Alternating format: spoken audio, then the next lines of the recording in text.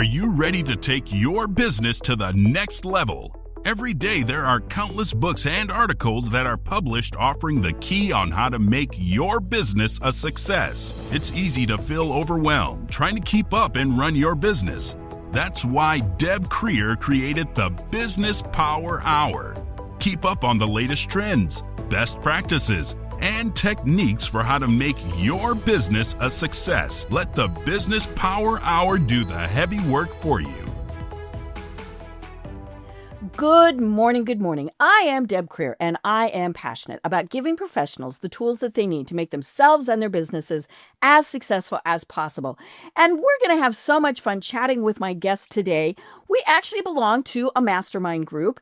It's been a fabulous group that I have been thrilled to be a part of. And I've gotten several guests from there because it is a great group. So please join me in welcoming Shawn Bagley to our program today. Welcome, Shawn. How are you? Good morning. Good morning, Deb. Thank you for having me. I'm wonderful. How are you? Great. Oh, fabulous. As we're Good. recording this, we just had the 4th of July. And so, that was great fun, especially to see all of the festivities. I have to admit, I was alive and I remember when we celebrated the centennial, right? So, or the bicentennial it would have been. So, Yes. It was the centennial for Colorado. And so I do remember that. You don't, you were. No, I wasn't even a thought yet, I actually. know, and Yeah. it's fun, to see those things. But yeah. So now we're ready. We're back at it and we are hmm ready to chat. So let me tell Yes. people a little bit about you and then we'll jump into Please. this. Please. So Shawn L. Bagley Jr. is the positioning expert and founder of BluLight Consulting, LLC, a strategic consultancy that helps boutique consultants, agency owners, and subject matter experts stop mimicking and masking and start positioning themselves as the only logical choice for their ideal clients. His proprietary power positioning methodology is the foundation work that transforms confused business owners into confident, well-positioned brands. He is also the author of Letters to a Dreamer, and we're going to be talking about that. When Shawn's not in the lab building power positioning playbooks, you can find him running TheWorkLab on Wednesdays. It is a virtual co-working experience or perfecting his hot knife through butter partnership approach. He's a firm believer that the best way to market yourself is to actually be yourself. So again, Shawn, welcome. Thank you for having me, Deb. Well, yeah. No, please. I always like to ask my guests, how did you get to where you are today? It's a very interesting story. So, I started consulting when I was 18, Okay. which sounds a lot more impressive than what it actually was. I was really just talking. Okay. And we had a family friend. He owned a cleaning company. And so he'd come over to the house and we'd sit around my mom's kitchen table and I would kind of just talk to him about his business. So one night he comes over, he's telling me that his biggest client, he thinks he's going to lose them. Ooh. And so we have a conversation and I'm asking him some questions. And so I said, okay, well, I'll put something together for you, show it to the client and let me know what they think. And so it And was you're this whole 18. proposal. Yeah, I'm 18 at the time. And so, but I could see it in my head, like clear as day. I saw myself writing it, even though I didn't know exactly what I was writing. But I just thought if I could get these thoughts on paper, I can explain it to him and he can, take it from there. And so he took it into the client and they gave him 3 more stores. Wow. And so, yeah. So we were talking this fast forward, maybe a year and a half, 2 years later, we were talking and he goes, you should really think about being a consultant. And so I told him, I looked at him and I said, I don't know what the hell that is. Yeah. And so we What? kind of laughed. Yeah, I was like, a what? And he's like, I said, do I have to go to school for that? I had just dropped out of school and I was like, I don't want to go back. I'm burnt out. Right. So he's like, no, you can start your own business. And I was like, I don't have an interest in that. And so, for a year, it was all I could think about. I couldn't think about anything but Planted owning that a seed. I couldn't think about anything but owning a business. I was obsessed with it. And so one day I wake up, I was working at a financial institution at the time that I hated working for. It was awful. And so I woke up one particular morning and all I could think about was how much I hated that job. From the time I opened my eyes, brushing my teeth, ironing my clothes, it was all I could think about. So I get there that day and I said a prayer I said, God, if you give me a sign and you make it clear, something that I cannot question, because you know how I am, then I'll leave. I won't ask any questions. I'll go. So that day I'm sitting on my lunch break and I'm scrolling through YouTube and I see a sermon called The Puppet Master by T.D. Jakes. And I click it. I just like the title. And I thought, what could this be about? And so the whole idea behind the sermon is that God has already worked out the end from the beginning. We just need enough faith to take the first step. And that was all the sign that I needed. I went home that night, designed a very ugly logo, put it on some letterhead, and created a letterhead rather, and turned in my 2 weeks. And on the way to my car, I was carrying my box of stuff. At the time, I'm 22, and got a car payment, an apartment to pay for, bills, right? And I just no quit my job. paycheck. No, not one client in sight. And so I called that same family friend and I said, hey, I just quit my job. Don't tell my mom, first of all, but also I need a client. And I think that client needs to be you. And so he agreed. And you're like, this is your fault. Yeah, he never did tell my mom. He never did. She didn't find out until after I was already kind of up and running. And so he agreed to do it. And he said, there's one thing that I have to tell you before we get started, before I sign your contract. I said, what's that? He said, I can't pay you. We've run it. We've hit a snag, right? And so I remember being devastated in the moment, but I didn't have anything to lose. And so I said, well, that's good because I don't know what the hell I'm doing. And so I'm going to cut my teeth and we're going to figure it out, right? And you wouldn't feel guilty that you weren't charging him to learn. Exactly. And so, but it took us 8 months to get him a paying client. And so for 8 months, I worked for him for nothing.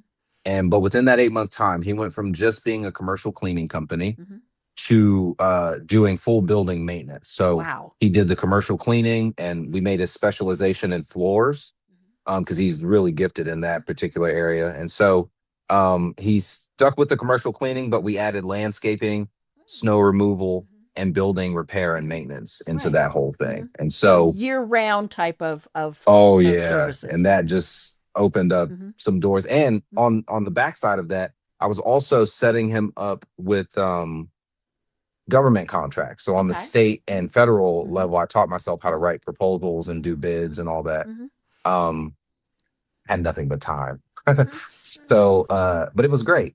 And so I became a very good technical writer. That opened some doors for me. And after 8 months, we closed a 6-figure deal for him. Brought in about a little over $500,000 a year, about 546,000 or something like that a year. And started off with one building. It was a family of charter schools. By the time we reached the end of that contract, we had all of their buildings. Wow. Which there were 4 total or 5 total. And so, I was off to the races after that. I built my firm, turned it into a 6-figure business. By this point, I'm 23 going on 24. And by 25, I lost everything. Oh, no. What happened? Ego gets in the way. Things happen. Right? Yep. Yeah, ego gets in the way. I mean, I had so many, my grandmother always says, warning comes before destruction. It says that in the Bible. So she would always say that to us growing up. And so I had a lot of warnings going into it. But I wanted an office downtown. My team and I were downtown every day. All my friends were downtown, most of them.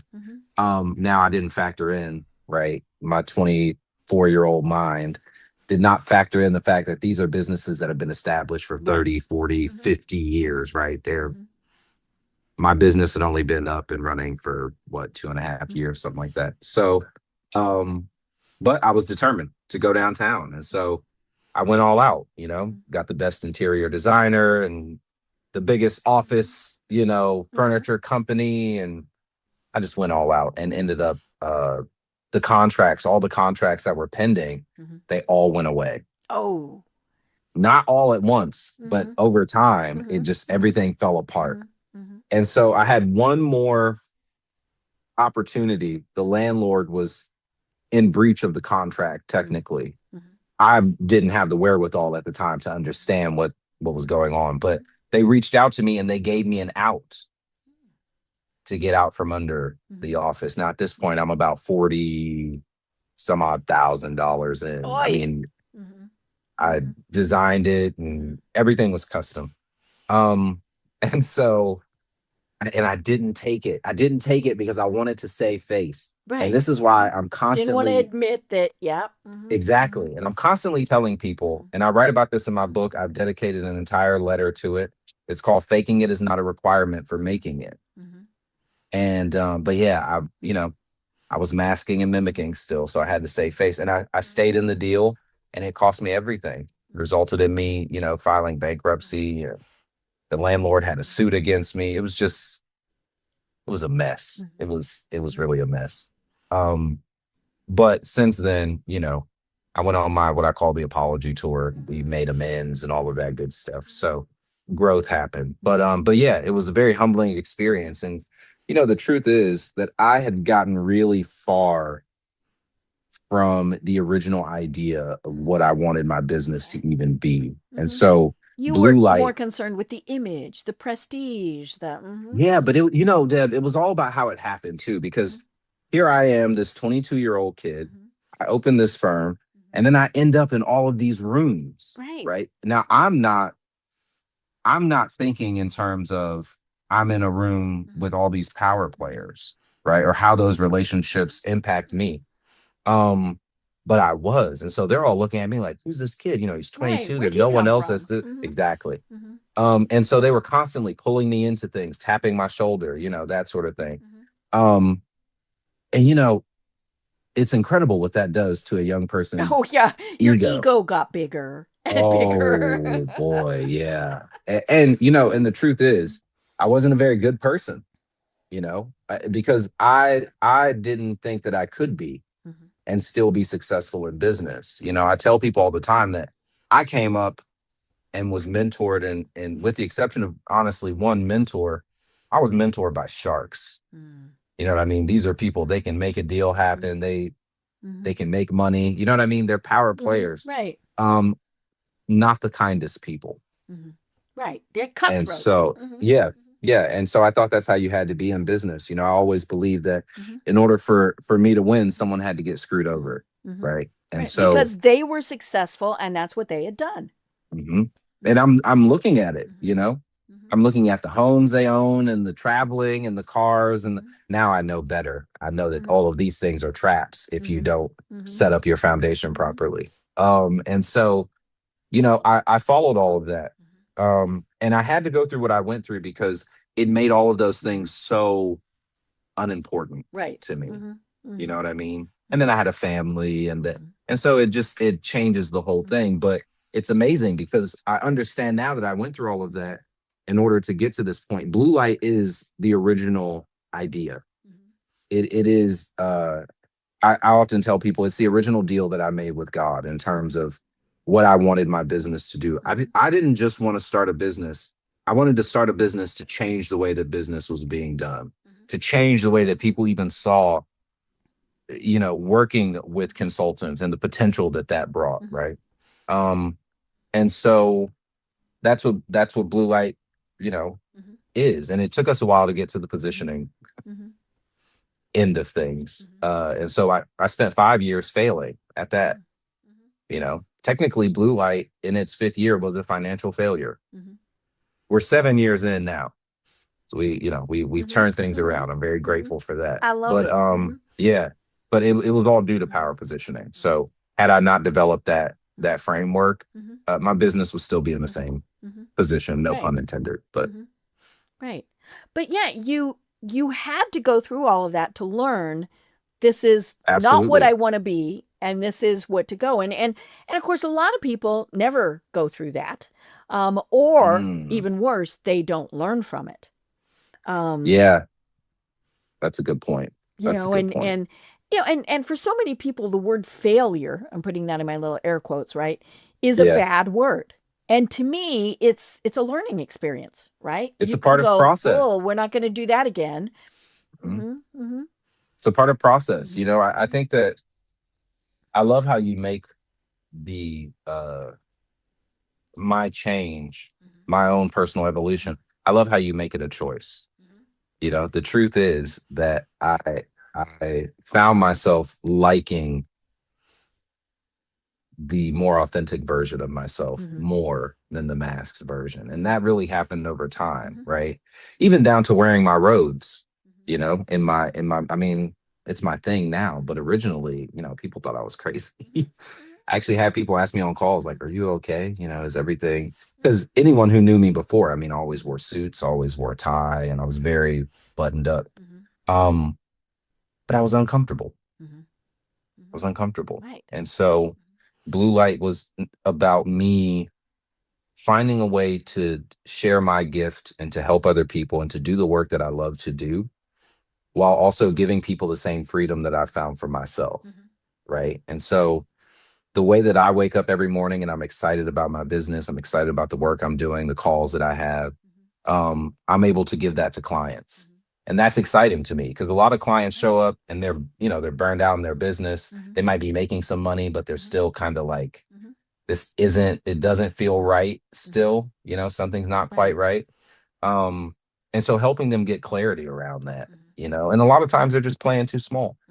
It's really what it boils down to, but yeah, I can't remember the point that I was making with that, but Well, we talked about it in your bio to stop mimicking and masking. yeah, very important. Being what everybody else does and says and things. And, that's hard, especially when you're starting out, right? Because as we said, you look at somebody and you go, oh, they're successful. Therefore, I must copy that. And whatever it is, when I started in the business world a very long time ago, that was when women in particular really wore suits, right? Because we were wanting to appear masculine. I mean, we even wore neckties. I wore neckties. It was the weirdest thing in the world. Now, sometimes they were a little more stylized and things like that. But, but yeah, I mean, you went to whatever it was in a suit because that was thought of as being professional and more importantly, masculine, right? Because like you said, men wear suits. And you spent time in the financial world, where they are obviously always in suits and all of those. Always, yeah. And, and I do not own a suit now at all. I mean, No, I don't same. have one, right? Same. Now, Yeah. I have nice jackets, but I am quite often, if I'm going to a business meeting, I will have on a nice jacket, a nice top and nice jeans. And part of that is, if somebody doesn't like that, then they're not going to like me. Right. And, now am I going to go in, a t-shirt? No, I'm still going to dress professionally, but my version of professional is my version. And that is hard, especially when you're starting out. Because we're thinking the only way to be successful is to mimic what is successful. And you have to make people believe, right? You don't have any proven concept yet. So it's that whole thing of, appearing a little bigger than you are, which is what I built my first business around. My first firm, that was we called it our little legitimization process, right? So we can make you look like $1 billion firm. What I was missing was helping you build the foundation. Now I do it the opposite way, right? So, but yeah, I think that entrepreneurship is hard enough. It's made harder when you have to show up as someone else. I tell my clients all the time, when your intention is to impress, you miss the opportunity to inspire. Right.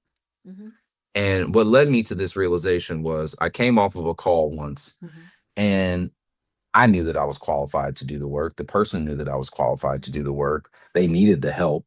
And they were impressed by me, but they weren't inspired. Right. And that's what let me know, oh, people can be impressed by you, but if they're not inspired to work with you, them signing on the dotted line is not going to happen. Right. And so, I think that the shift is sort of happening now. We're kind of seeing it. People are leaning more into authenticity. It's not just becoming a buzzword, although I was scared for a moment that it would just remain that. But yeah, I'm excited about the direction that it's headed in. So. Right. Well, and the thing to me about impressing is it is temporary And it's very Yes. easy for things to go wrong quickly, right? Mhm. That's where, I might think you are the greatest, most professional Mhm. person. And then maybe you have a Facebook post where, maybe there's nothing really wrong with it, but I'm like, Mhm. oh, you know, or, you say something or whatever. And maybe that got back to you being authentic. But, Mhm. but yeah, being impressed with someone, you're putting them on a pedestal. And it is pretty easy then for them to Mhm. get knocked down. And then it's Very much a so. quick excuse to say, oh, nope, can't work with them. Yeah. Yeah. What I love about authenticity, I was telling a friend of mine this Mhm. years ago. We were talking about authenticity, and she was talking about how you show up and that sort of thing. And I said, authenticity to me is even when I show up and it's ugly, even when I'm not my best self, right? Um, it's still, if you are practicing authenticity the right way, I believe that you're going to rub people the wrong way. Right. Mhm. That's how you know that you're Mhm. actually doing it the right Mhm. way, in my Mhm. opinion. Mhm. So yeah, I mean, I think that um, there are some new lines that are being drawn in terms of, I had a client who was very hell bent on this whole word professional, Mhm. right? Did great work, but she would get so hung up on the professional piece and it would just completely stop her in her tracks, right? So when she get all caught up in perfection paralysis, we were talking one day and I said, okay, the last three clients that you just worked with, the result was this, and this, right? Mhm. She goes, "Oh yeah." And I was like, "And you pretty much consistently deliver that result, right?" "Oh yeah, all the time. That's a given." I would say that your level of professionalism is found in your result. Mhm. Mhm. I never thought about it like that. Mhm. Just keep showing up, keep delivering the result. That's professional enough. Mhm. Trust me. That's what they're paying you for. Mhm. They're not paying you to show up in the room and look a certain way or feel a certain way, or they're Right. paying you to come in and Mhm. solve their Mhm. problem. Just Right. do that. Mhm. Since then, Mhm. we haven't had an issue. Mhm. Right. We haven't had an Well, issue. and a lot of times they're paying you to be honest. They And are. Yeah. so many times those are counterintuitive, right? Because Mhm. I want them to like me. I don't want them Right. to think I don't know what I'm doing. And so we're not honest. I Mhm. mean, I had a client last week that said, "Hey, I want to do X." I said, "Okay, I don't have any experience in that. I can Mhm. learn if that's what you want to do." Now, somebody else might have said, "Oh, sure, I can do that. I can do Yeah. that." And then, Yeah.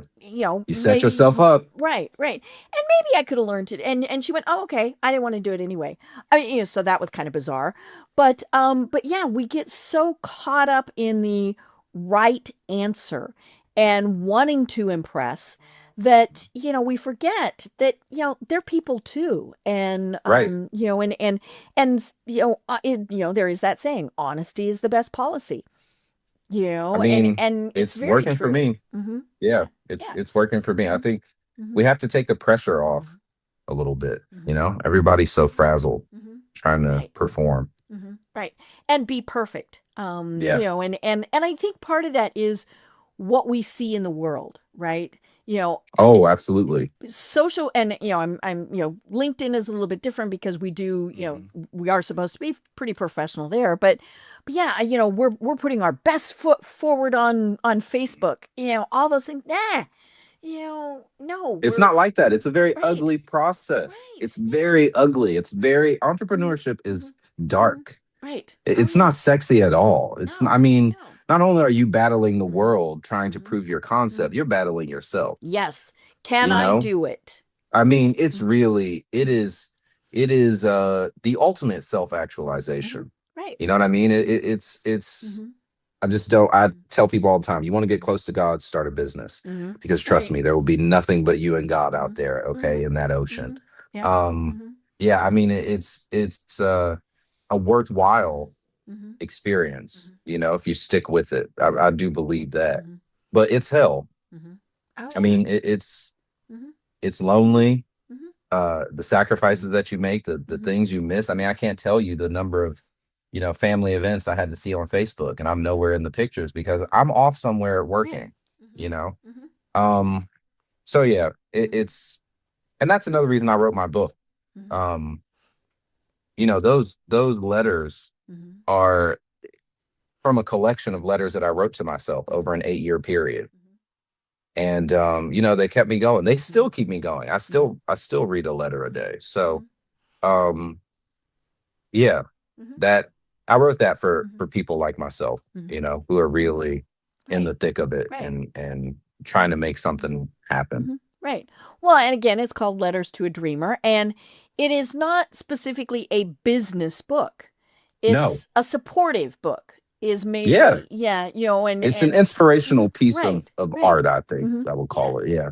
And whatever the challenges that you might face, it might be personal, it might be professional, and so but yeah, I love it because each chapter is a letter. Right. And so they all came from your personal experience, right? They did. Yeah. So I mean, each of them, I'm really talking to myself. I was having a conversation with my 11th grade AP English teacher. She and I are still very close. And so we were talking, and her name is Miss G, Miss Gibson. So, but I call her Miss G. But anyway, so I'm like, Miss G, I'm working on this book, and at the time I was working on my podcast called A Loner's Guide to the Galaxy, and so I did that, and we were talking about the book, and she goes, there are two types of writers in the world. And I said, okay. She said, there are the writers who write with the intention of entertaining their audience, right? So each thing has a reason. There's a rhyme and reason, right? It all connects. Whether it's fiction or nonfiction. She said, and then there's the writer who writes for himself and allows others to bring their experience to it. Which writer do you want to be? And I said, oh, I definitely want to be the latter. And so when I was writing the book, you'll notice as you read through it that I'm not necessarily speaking to the audience, right? Yeah, the audience will feel like I am definitely talking to myself. I mean, some of the letters, I'm even talking about the state of BluLight, how it is failing, and financially I'm broke, and, there's an eviction letter on the door. And, I mean, there was a very crazy experience. Yeah. Oh yeah. And therapeutic for me, but I think one of the things that my bankruptcy taught me, and just that first initial failure in business, one of the things that it taught me was to really just be open about myself and my experience, because I realized that a lot of the things that I've gone through haven't just been for me, right? There's a lesson in it for other people. And if some people had to go through those experiences, maybe they wouldn't have made it through those experiences. And so I think that we almost have a sense of responsibility to share our story, right? Well, because again, we tend to think everybody is a success. Nobody has the problems that we have. And then when we think, well, nobody else has those problems, the next thing that comes into your brain is, what is wrong with me? I had a lot of that. I mean, I couldn't scale my business. I couldn't sell a product, offer, or a service to save my life. It was just like pulling teeth. So when I designed Power Positioning, you go down that circle, right? Yeah. And so I thought to myself, if I'm going to do this and I'm going to rebuild this thing from the ground up, I have to make it something that I understand and something that I can speak to. And so what inspired me was really a piece of advice that I gave a client, which was, she was telling me about her business and her product, her service, her offer, and how she wanted to tweak it. And so I said, it sounds to me like you're your ideal client. And if you can make this work for you, then you can go out and do it for other people. And so I remember that conversation as I was outlining Power Positioning, and I'm like, it has to be something that works for BluLight. What is BluLight struggling with? And so I found those, we call them the 3 silent killers of conversion, right? So there's the UVP block, which is you have a hard time articulating what makes you unique and the value that you provide. There's positioning fog. So you may know what makes you unique, you may know your value, but you don't know how to position yourself. And then there's the resonance gap, where you might have the first 2, but then it doesn't connect with you, which means it doesn't connect with your audience. And that's typically where we have to insert your story, your experience, that sort of thing, right? And so I was like, I don't want to sell people. I don't want to have to remember talking points. I don't want to have to do any of that. And so that's how I designed it. And then I took myself through it.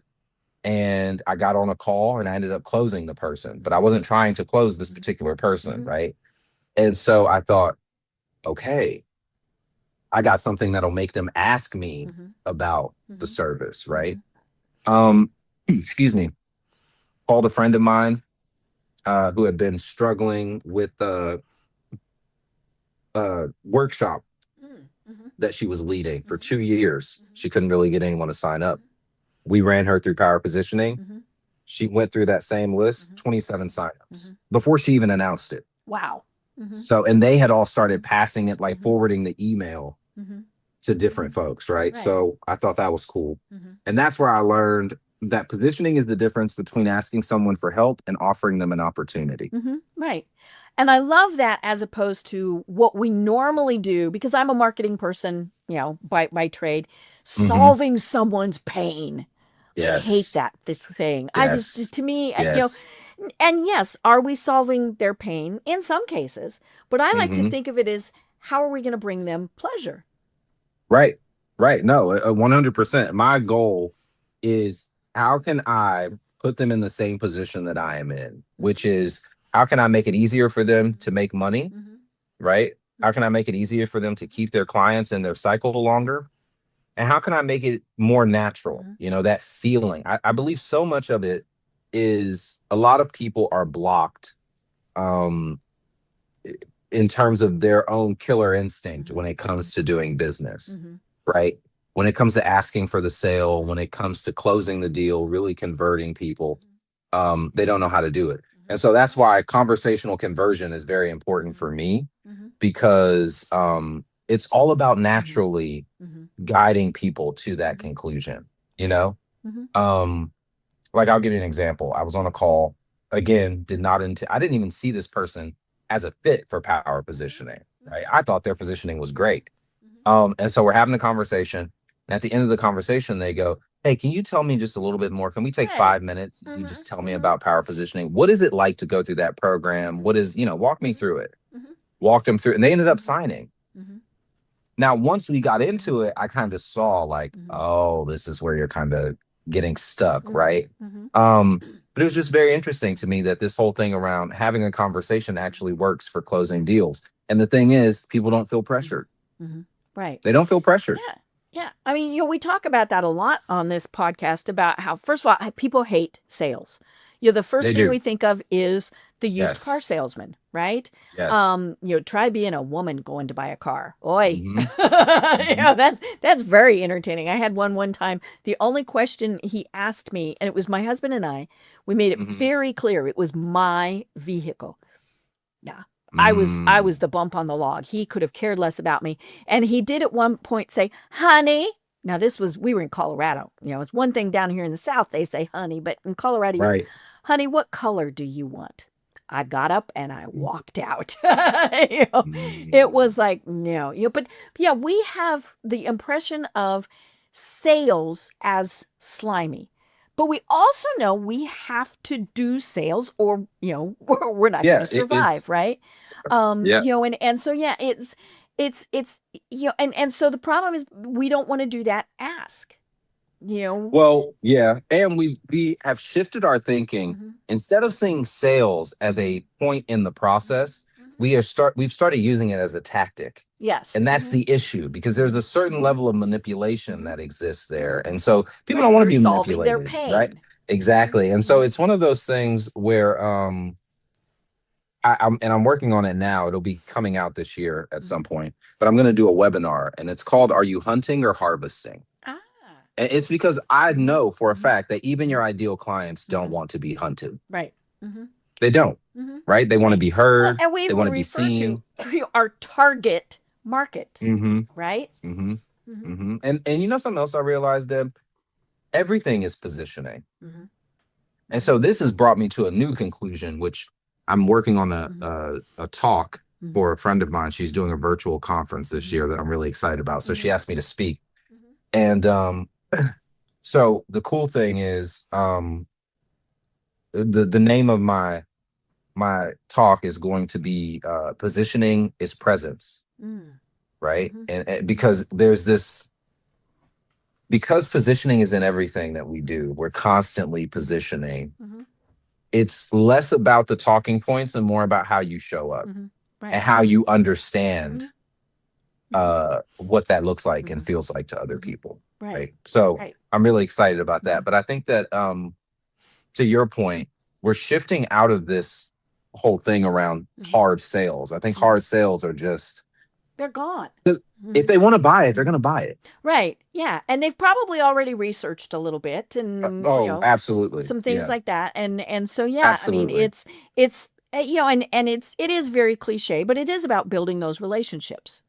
100%. And, relationships, one of my mentors taught me years ago that relationships generate revenue. And they do. Right. I mean, I built an entire Power Partner Collective, and it's a referral based network, right?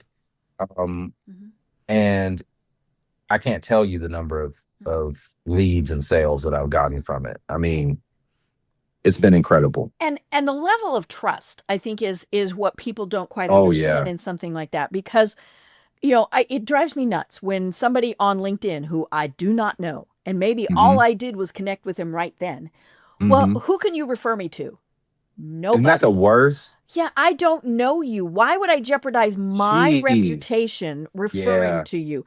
And I met with a young man one time, and it was really funny. This was when I lived back in Colorado, and he had just graduated with his fancy schmancy business degree. Now, I have 2 advanced degrees, and so I don't disparage any of that. But he was gonna solve every problem in the world, right? Oh yeah. And so he meets with me, and he had gone through. Now we met in person. He'd gone through my LinkedIn profile and figured out who I should introduce him to.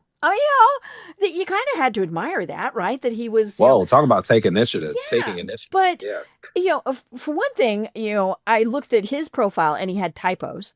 And when I said, you need to fix those, he informed me that they weren't typos. I said, honey, no, you have typos. You have misspelled words in your LinkedIn profile. Yeah, what do you mean they're not typos? You did that on purpose? You mean to tell me? I'm like, and I was, and that was part of why he had wanted to talk to me, was so that I could review his LinkedIn profile. But yeah, and then he tells me, he says, now, I want you to connect me with Bob and Sue and Jim and, all those people. And I said, no. I don't know enough about you. I'm happy to, to keep, and I mean, he was completely put off, and I don't know which, unfortunately, college professor had told him that was how he was to do this. But I said, it is my reputation, and I'm not going to jeopardize that just put you in by the room saying, with hey, my you people. need to talk to this person. Right. And I think that's why a lot of people now, I mentioned at the very start, our mastermind group, we get to know each other.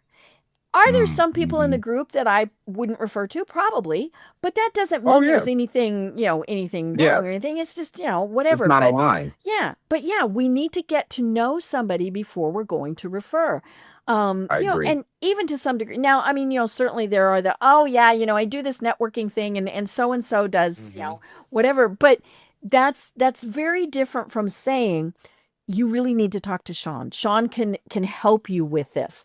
It's I mean, we see that all the time, whether it's Facebook, whether it's whatever. People say, hey, can you tell me a good contact for? Oh yeah. Well, then they get the type of response that is very, cold.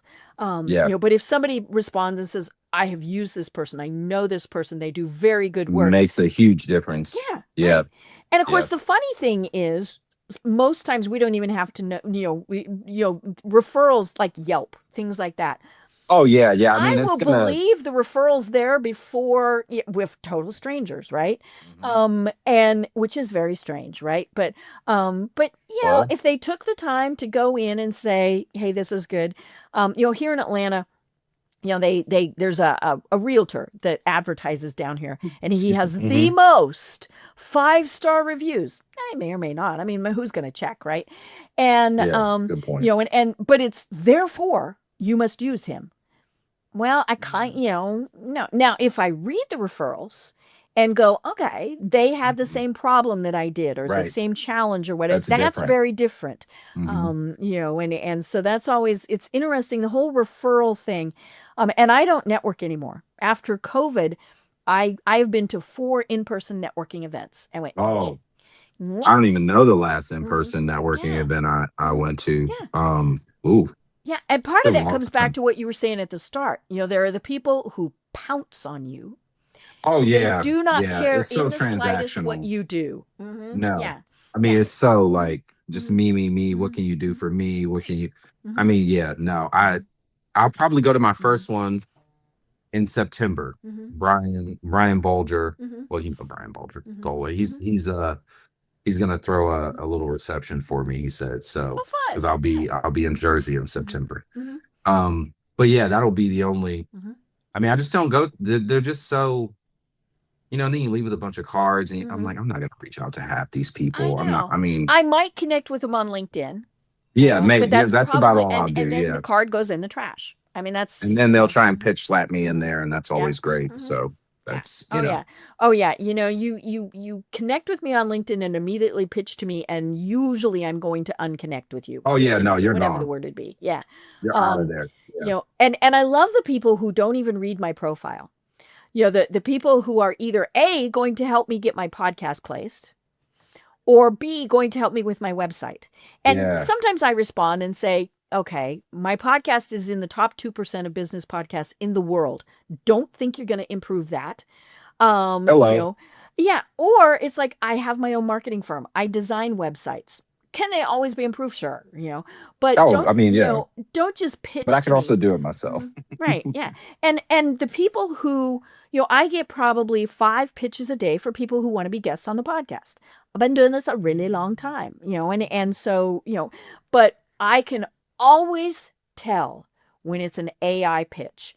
And my favorites are the ones where I get pitched to 3 different things or three different people, and the pitch is hmm exactly the same.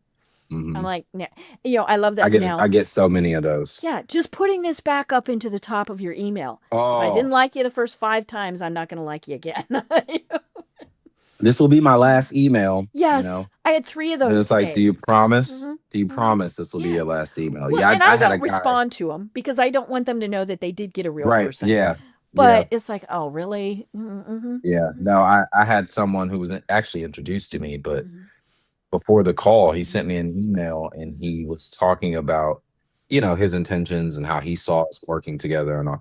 I mean, he really just it got really kind of hmm it was a little pushy to me. hmm He explained it later on, hmm but I ended up canceling the meeting. I was like, I don't think there's any reason for us to meet. I was showing up to the meeting to do this. hmm I said, here's the thing. If what you have is so great, I would have been happy to put it in front of people, right?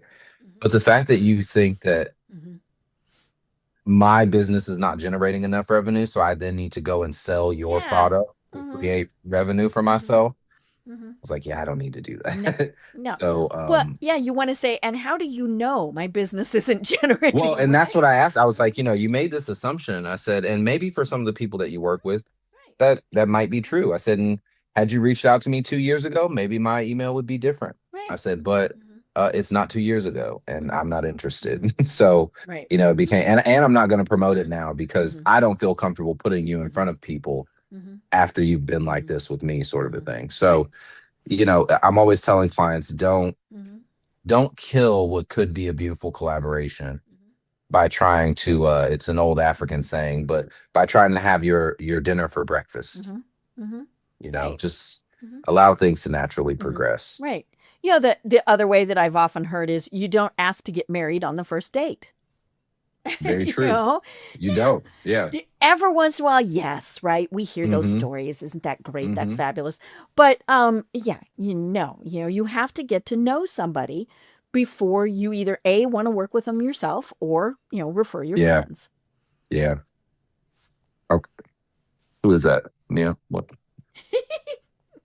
Gotta is this? love A Dave? dads, right? Right? I know, right? Okay, go find mine. Is it upstairs? All right. I love it. I love it. We Uh have kids that appear. We've had cats that have appeared during the podcast.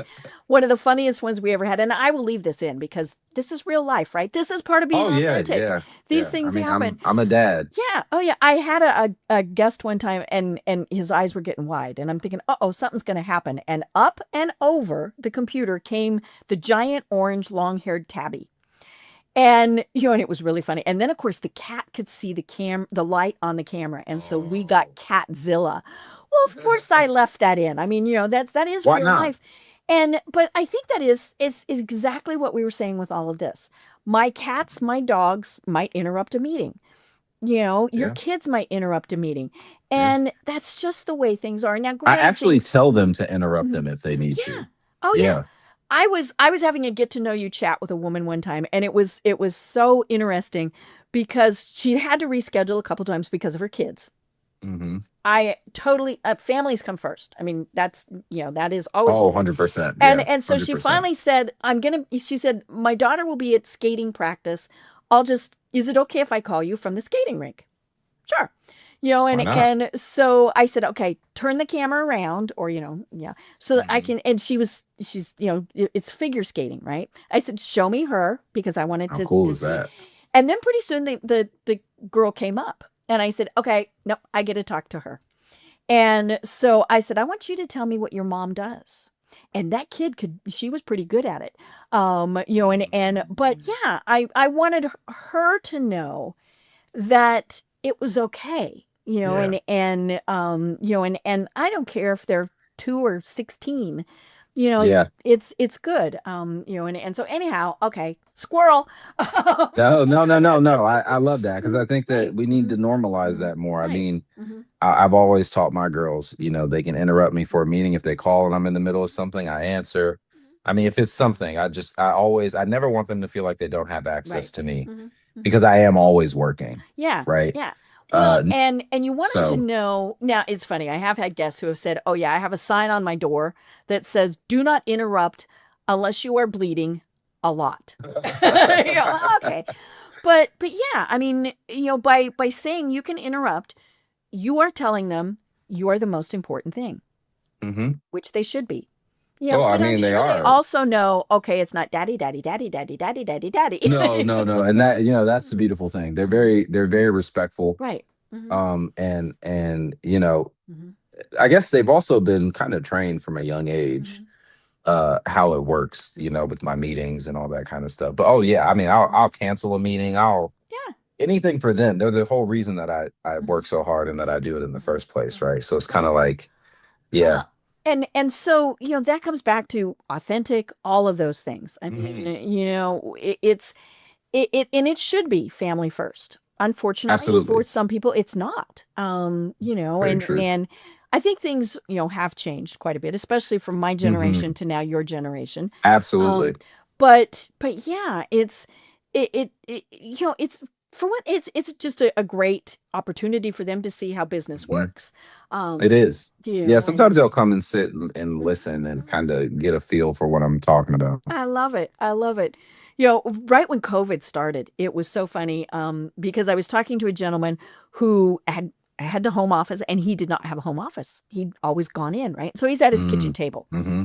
Fine. A lot of people during COVID were. In the middle of the interview, strolls the teenage son. Strolls in, and I mean, the guy could see him, I could see him, right? And Right. very quietly makes his lunch, goes back. So we just kept our conversation, right? Just kept going. And you could see the kid kind of looked every once in a while and everything, but he made his lunch, didn't distract, didn't do anything. But as he's leaving, he waves. I mean, that was just the funniest thing in the world. I love that. But yeah, it is about being who you are and not mimicking somebody else. And I think AI is probably one of the things that is making that very challenging. Oh, yeah. When I can look at somebody's email, somebody's social post, all of those things. Now, do I do it myself? Yes. Oh, yeah. Yeah. We're all using it, right? But we all see it as a tool, not as a replacement for ourselves. And there are still definitely times where I'm going to work with a person. I had a new logo designed for something that I, one of my things that I do. And I found this young designer, had an absolute blast working with her. And also used it as a way because, she gave me lots. I mean, all sorts of things. And I told her, I said, honey, the next time you do this, you're going to charge 3 times as much. And she went, Really? I said, yeah, either that or you're going to do less and say, okay, I can do more. I said, don't give away everything, Right. but she was new. And so that was something, but yeah, I mean, AI helps us. It is a tool. To me, it's like talking to another person, right? My Right. AI has named itself. And all of those things, but we still have to watch. Is that Right. what I would say? Is that, all of those things back, Mm-hmm. as we were saying, authentic, not mimicking? Mm-hmm. Mm-hmm. I mean, I use it. The one place where it saves me the most time is my outlining. I outline everything by hand. I even still start by hand. Um, but yeah, it helps me save time there, and then it's just a matter of, okay, change this, add this, that sort of thing. But yeah, I think a lot of people are really just lazy about it and intellectually lazy and just missing the whole Well, opportunity. and I do wonder, is it making me lazy? Because am I using it too much? Yeah. You I think know, that's why I keep some of those old school methods. My notebook is always, right, right right. here. Mm-hmm. Yeah, yeah, because I can see where I'm getting a little sluggish.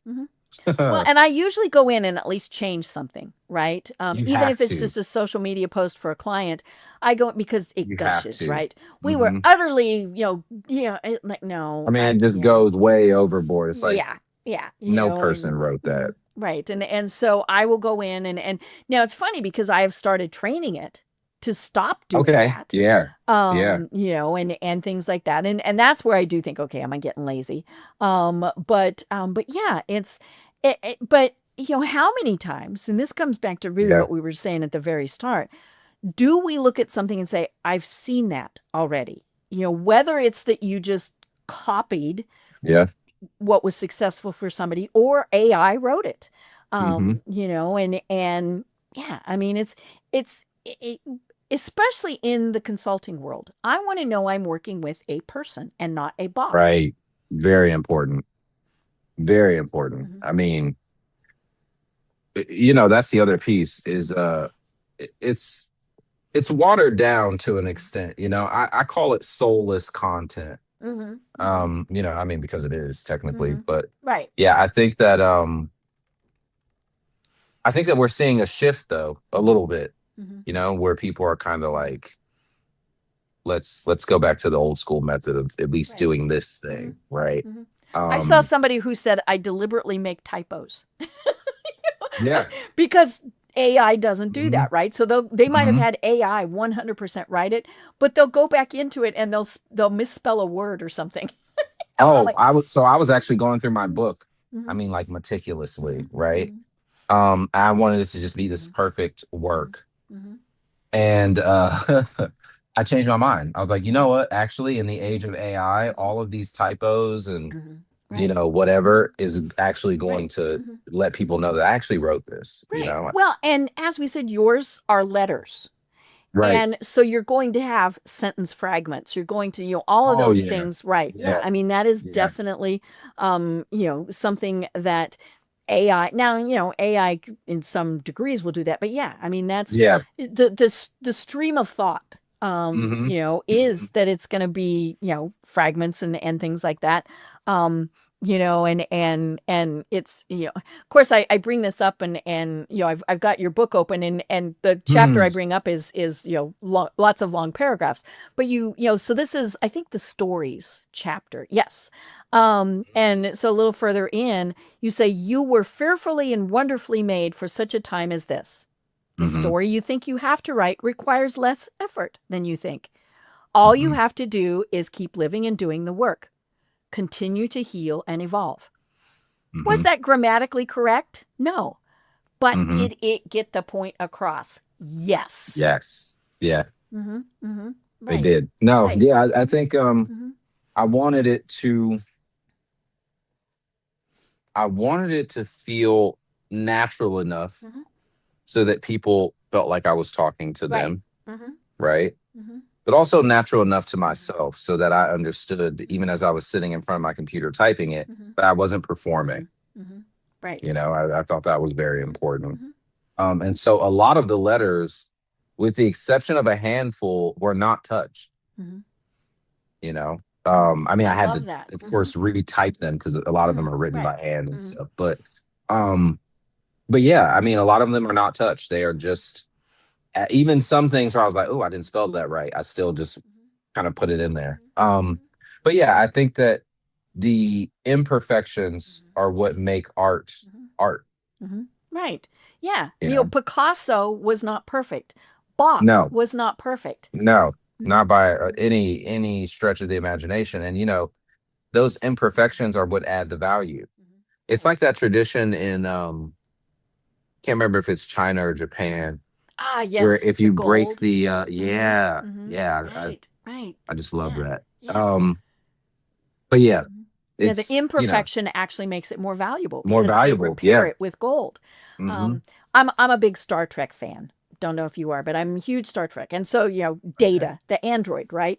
He Yeah. he is performing. He plays the violin in this, and somebody afterwards says, "Well, Data, that was wonderful. It was perfect." I think is actually the word they used. Hmm. And he said, "Then it wasn't good." And she was like, "Well, wait, no, you played it perfectly." And he said, "A human wouldn't." And that's where where somebody might have made it, maybe that Yeah. that passage meant more to them, so they'd play it Hmm. slower, louder, Hmm. whatever. And he said, yeah, it's the imperfections that make it better. It And of is. course, then it changes every time, right? The next Right. time you perform it, the next time you write it, whatever it is, it's a little bit different. Hmm. Hmm. It's that's really you just touched on something, Deb. That's really, I think, at the heart of what the work that I'm doing. Mm-hmm. It is, I believe that we all have an inner light Mm-hmm. and we're called to shine that light. And each person shines their light a little bit differently, right? But it's still beautiful. And so I believe that when we shine our light unapologetically and we live in our true authenticity, we give others permission to do the same, right? So one of two things happen. We make them aware of the light that exists within them, we remind them. And the other piece of that is we inspire them to go and shine their light. And when you speak to the piece and playing the piece, it makes me think of that light and how each individual person will bring their experience to Right. that piece and play it in a different way. Um, and so that's essentially what I'm helping clients do, Mm-hmm. right? I'm helping them make the music their way, build the company that they dream about. A lot of times they'll push back on something and I'll say, oh, you could do it this way. Oh, no, who's doing it like that? That's not the industry. And I'm like, Mm-hmm. did you do this to be the industry standard or did you do this to change the industry and the way they're doing things? Right. It's always the latter, right? So yeah, I think that this has been a beautiful conversation. I really do thank you for the time. Yeah. Well, and we are almost at the top of the hour. Perfect timing, right? Right. But for people who are going, okay, I need to talk to Shawn. Mhm. How do they find you and what are the services you provide? Yes, so LinkedIn is probably the easiest way to find me. Um,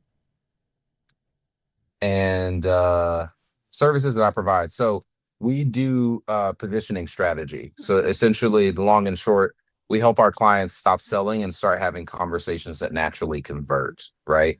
We do this through a framework or methodology that I developed called Power Positioning.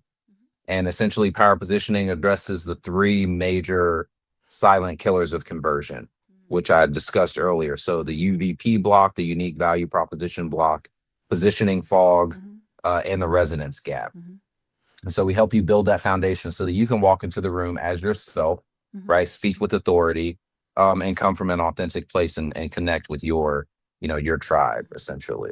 Um, but that's the work that we do. Cool. So Cool. yeah. I love it. Well, and we'll have links to all of that and obviously to your book also, which I noticed says volume 1. Yes. So I'm assuming there's going to be a volume 2. There is going to be a volume 2. In fact, I have a letter since I have released this one to the public. Well, it's a piece of a letter, really, but it's about going along to get along, right? I was thinking about this one day, and I'm all about bucking the system. And I was in an ecosystem, and I kind of, turned it on its head a little bit. Um, And it was my way of setting a boundary and saying, no, I'm not taking that. I deserve better than that. And so the letter basically says, when you go along to get along, you'll only get whatever they give you. And that was the conclusion that I came to. As long as I stay in this bucket, in this box, right, and play the game, then I'm only going to get whatever they give me. It's not until I break out of that I really start getting what I deserve. And that's my experience. That was the truth. And after I broke out of that mold, I haven't looked back since. I haven't had a problem making money since. Yeah, life's been great. So volume 2, I love it. coming. We'll have you on again Yeah. when it's time for Please, that. But please. until then, do you have any final thoughts that you want to leave everyone with? Keep going. Keep going. Keep going. It gets better. May not feel like it now. One of my favorite quotes from Dr. Martin Luther King Jr. is, only when it is dark enough will you see the stars. So it has to get a certain level of darkness before those stars come out, but they're there. And so just keep going. I love it. Well, I'm Deb Creer. I've been having so much fun talking with Shawn L. Bagley Jr. And until next time, everyone have a great day. Tune in for our next program for even more trends, best practices, and techniques for how to make your business a success. The Business Power Hour, hosted by Deb Creer, is proud to be part of the C-Suite Network.